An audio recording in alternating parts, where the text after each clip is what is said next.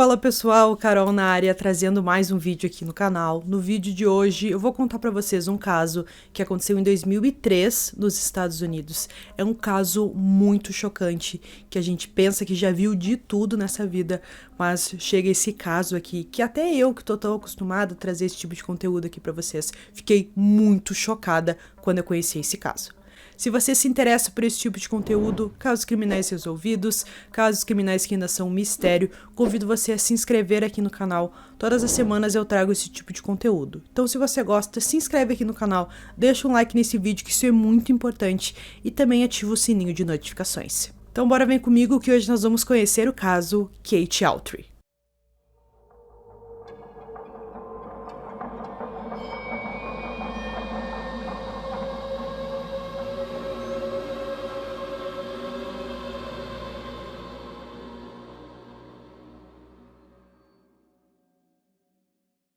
Melissa Kate Autry nasceu no dia 10 de maio de 1984, em Kentucky.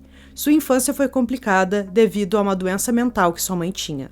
Com isso, ela e sua irmã sofriam negligências dentro de casa. Depois que ficou claro que a mãe não tinha condições de cuidar das duas meninas, elas foram colocadas em um orfanato e depois foram adotadas. Seus pais adotivos eram bem mais velhos que sua mãe biológica, e a partir desse momento sua vida ficou um pouco mais estável. A vida com seus pais adotivos também não foi fácil. Eles eram cristãos e impuseram uma moralidade estrita a ela. Mas, à medida que crescia, ela aprendeu a seguir essas suas regras e, segundo todos os relatos, ela era obediente e bem comportada quando entrou no ensino médio em 1999. Kate foi muito bem no ensino médio, tirava boas notas e se tornou uma líder de torcida. Depois que concluiu o ensino médio, ela decidiu entrar na Western Kentucky University para poder ficar perto tanto da sua família adotiva quanto da sua família biológica, com quem ela ainda mantinha contato. Kate começou seu primeiro ano na universidade em 2002. Ela gostava muito da vida universitária e de ser independente. Durante a universidade, ela conheceu uma jovem de quem se tornou muito próxima, e depois elas se tornaram colegas de quarto. As duas sempre estavam juntas e gostavam de ir a festas que tinham no campus. Nessas festas, ela começou a beber demais e a ter problemas. Kate se envolveu com um homem chamado Maurice. O relacionamento dos dois era mais sexual, até porque Maurice tinha uma namorada fora da cidade e não queria nada sério com Kate. Durante seu primeiro ano de faculdade, Kate decidiu se emancipar do sistema de adoção de Kentucky. Ela queria ser independente, mas isso também significava que ela perdia o financiamento da sua faculdade. Como filha adotiva, sua educação universitária foi paga, mas agora ela tinha que arcar com financiamento por conta própria. Ela precisou trabalhar fora do campus e conseguiu vários empregos, até como dançarina em uma boate. No sábado 3 de maio de 2003, havia uma festa no campus e a Kate e sua amiga estavam muito animadas para essa festa, que elas até começaram a beber antes da festa. Então, quando elas chegaram, já estavam praticamente bêbadas, principalmente a Kate. E quando a Kate bebia, ela ficava muito briguenta, ela também chorava bastante, as emoções dela ficavam bem fora de controle e ela começou a ter alguns problemas na festa. Ela viu o Maurice, ele estava por lá se divertindo, e ela perguntou se ele queria dançar com ela, mas ele recusou. Então, nesse momento, ela ficou muito agressiva, foi pra cima dele, começou uma discussão, várias coisas, até que o pessoal que organizou a festa disse que era para ela ir embora, já que eles não aceitavam esse tipo de comportamento, ela estava estragando a festa, então ela tinha que ir embora. Eles também, o pessoal da festa, organizaram que tinha ali alguns motoristas que ficariam responsáveis pelas pessoas da festa para levar eles até suas casas, que eles chegassem em segurança. Então, um desses motoristas disse que levaria a Kate para casa, só que a amiga que estava junto com a Kate, ela não queria ir embora naquele momento, ela estava se divertindo bastante, queria ficar mais um pouco, e ela também não tinha planos para voltar para casa naquele dia. Então, ela deixou a Kate ir sozinha com esse motorista, mas disse que, questão de meia hora, um pouco mais, ela ligaria para saber se a amiga chegou bem e se estava tudo bem. Às 2h30, um pouco depois de Kate ter saído da festa, sua colega de quarto ligou para ver como ela estava. Como ela não voltaria para casa naquela madrugada, ela queria ter certeza de que a amiga estava bem. Kate atendeu o telefone e disse à sua amiga que estava deitada na cama. Parecia que estava tudo bem, mas Kate disse que tinha um homem no seu quarto que ela não sabia quem era e que ela estava com muito medo. Sua amiga pediu para falar com o homem e ele se identificou como o motorista que levou Kate para casa. Ele só queria ter certeza de que ela estava bem, já que estava muito bêbada. Sua amiga ficou tranquila depois disso. Ela imaginou que Kate estava em segurança. Antes de desligar, ela teve a sensação de ouvir uma outra voz masculina junto com eles dentro do quarto. Mas foi apenas uma sensação e ela não tinha certeza se ouviu mesmo. Às 4h08 da madrugada de 4 de maio de 2003, as unidades de emergência responderam a um alarme de incêndio em um dormitório de calouros no campo da universidade. Isso não era incomum em um dormitório da faculdade e muitas vezes o resultado era de alguém que tinha queimado a pipoca. Os estudantes saíram do prédio, alguns meio adormecidos, outros ainda embriagados. Quando os bombeiros chegaram no local, eles perceberam fumaça e água saindo de uma das portas do prédio. Quando entraram, eles encontraram o corpo queimado de uma jovem, uma camiseta amarrada firmemente em volta do seu pescoço e, por algum milagre, ela ainda estava respirando. Os paramédicos a pegaram e colocaram ela na maca e a levaram às pressas para o hospital. Antes de ser colocada na ambulância, a jovem disse: "Me leve para casa." Quando ela foi levada para a sala de emergência, ela estava coberta de queimaduras gravíssimas. Ela também tinha alguns hematomas no rosto e algumas perfurações no rosto e no pescoço. O que era estranho era que seu rosto não estava queimado, então esses ferimentos eram bem visíveis. O que estava queimado era sua região genital e seu peito, e ela estava queimada apenas na frente do corpo. A jovem foi identificada como Kate Autry. Uma lata de spray de cabelo foi encontrada e provou ser usada como acelerador. Ela foi transferida para outro hospital em estado crítico. Os médicos explicaram que as queimaduras de Kate eram tão graves que provavelmente destruíram a maioria de suas terminações nervosas. Por mais grave que isso fosse, pelo menos ela não sentiu tanta dor. No dia 7 de maio de 2003, Kate não resistiu aos ferimentos e foi declarada morta no hospital. A polícia queria entender o que tinha acontecido com ela. E estava nítido que alguém tinha feito isso com ela e eles precisavam descobrir. A primeira pessoa que foi interrogada foi sua colega de quarto. Eles queriam saber por que ela não estava com a amiga naquela madrugada, já que elas sempre estavam juntas. A amiga contou à polícia o que aconteceu e também relatou sobre a ligação sinistra que ela teve com Kate antes dela ser agredida. A polícia precisava descobrir quem era aquele homem que estava com Kate no apartamento. E eles chegaram até um jovem. A polícia descobriu que Kate não era a única no carro naquela noite. Maurice também foi interrogado pela polícia, mas ele tinha um álibi e foi descartado como suspeito. De acordo com o motorista, um amigo dele estava com ele naquela noite. Seu amigo, Stephen Soulis, morava nas proximidades de Scottville e não estudava na universidade. Ele tinha ido com os amigos para a festa, mas estava bêbado e desmaiou no banco de trás do carro. No caminho de volta para o dormitório de Kate, ela trocou algumas palavras com ele.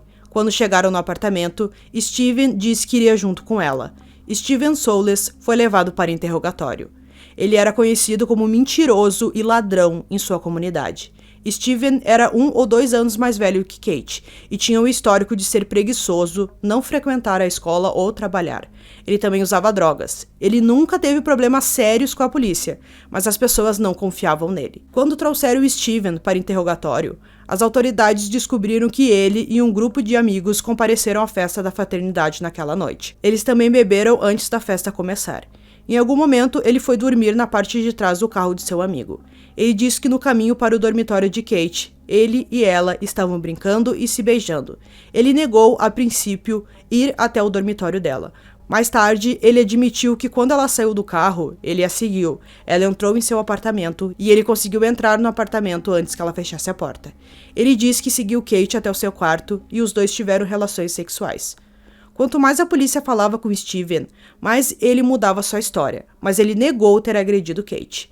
Ele disse que enquanto estava com Kate em seu quarto, seu amigo Luke Gordron ligou e perguntou onde ele estava. Ele disse que Luke então apareceu no dormitório e disse a Kate que queria ter relações sexuais. Steven disse que Kate disse não e Luke a atacou violentamente. Ele disse que Kate revidou, mas ela não conseguiu fazer muita coisa, já que ele era muito maior que ela. Por fim, ele disse que viu Luke colocar fogo no corpo da jovem. Luke Gordron tinha 21 anos. Ele não era aluno da universidade e de nenhuma outra. Ele também era conhecido como um pouco louco por suas ações. Luke foi casado e divorciado, e era pai de um filho pequeno na época. Sua ex-esposa alegou que ele era abusivo com ela. Um dia antes de Kate ser atacada, ele foi preso novamente por acusações de violência doméstica contra sua namorada na época, mas foi solto em seguida. A mãe de Luke se casou com seu padrasto um ano antes, que era herdeiro das famosas lojas Dollar General. A família de Luke tinha bastante dinheiro e muitas vezes o sustentava, enquanto ele se recusava a trabalhar e ficava chapado o dia inteiro. Luke acabou se mudando para Scottsville com seu padrasto e sua mãe. Steven e Lucas eram amigos, mas muitas vezes discutiam porque Steven era mentiroso, de acordo com Luke. A polícia descobriu que Luke compareceu à mesma festa que Steven e Kate. Quando Luke foi para interrogatório, ele disse que se lembra da Kate na festa, mas que não fez nada e que muito menos esteve no apartamento dela.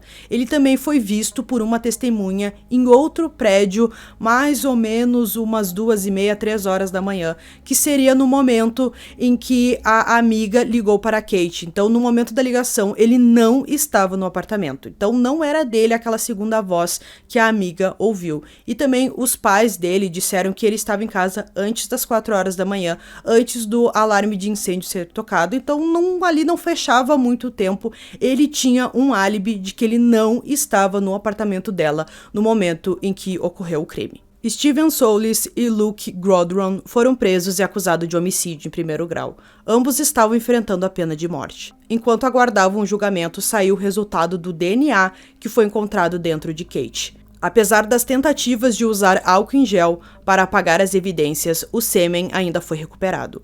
O DNA era compatível com Steven Soulis. Não havia nenhuma evidência no quarto que continha o DNA de Luke. Steven admitiu que agrediu Kate, mas disse que só fez depois que Luke obrigou ele a fazer isso.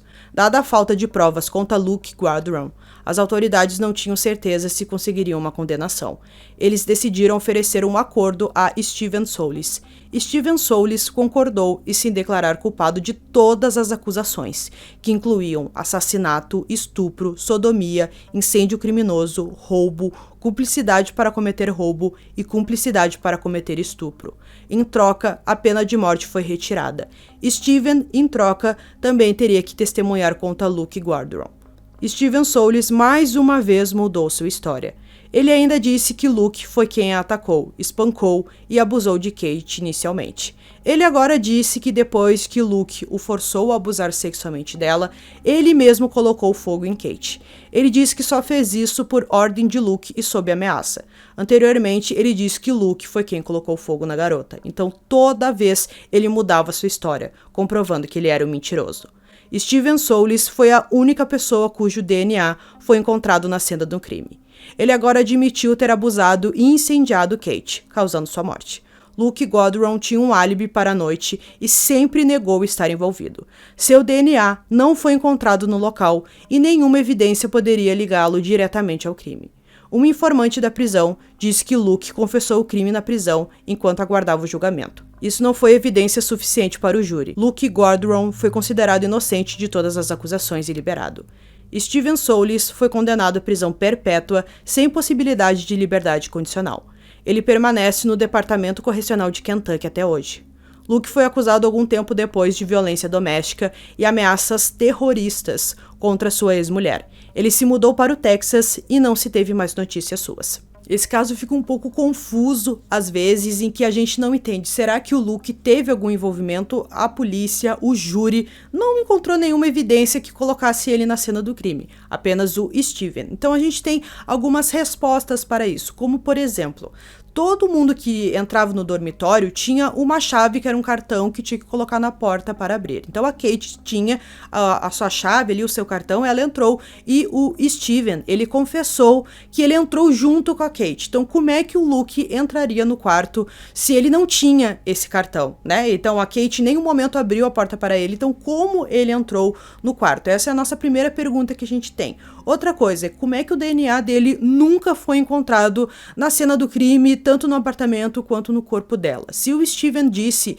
que ele estava lá e teria algum DNA dele lá, ele teria colocado a mão na Kate, ou ele teria pego alguma coisa dentro do apartamento, teria alguma evidência do seu DNA lá, mas nada foi encontrado.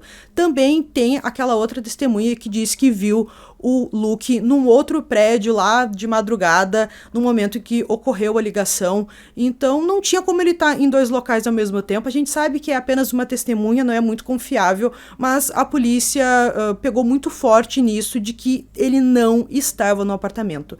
Nada foi encontrado que colocasse o Luke dentro do apartamento, apenas o Steven. Então muitas pessoas acreditam que o Steven, a gente pode dizer o que aconteceu. Ele passou dos limites, ele abusou dela sexualmente. É claro que ela não queria, ela estava bêbada, mas mesmo assim ele não se importou. E depois de cometer o abuso sexual, ele ficou muito nervoso, ele não sabia o que fazer, porque provavelmente a polícia descobriria que ele abusou sexualmente de uma garota. Então ele tentou de todas as formas apagar o seu DNA e apagar também as suas, o sêmen ali que ele deixou dentro do corpo da Kate. Então ele até colocou álcool em gel dentro dela para apagar, e depois ele colocou fogo, achando que assim ele se livraria de todas as evidências. E ele colocou a culpa no Luke, porque o Luke era conhecido por ser agressivo e tudo mais, e ele não. O Steven, ele era um rapaz mais tranquilo, ele era mentiroso, como a gente viu ali que muitas pessoas falavam, principalmente o Luke disse isso,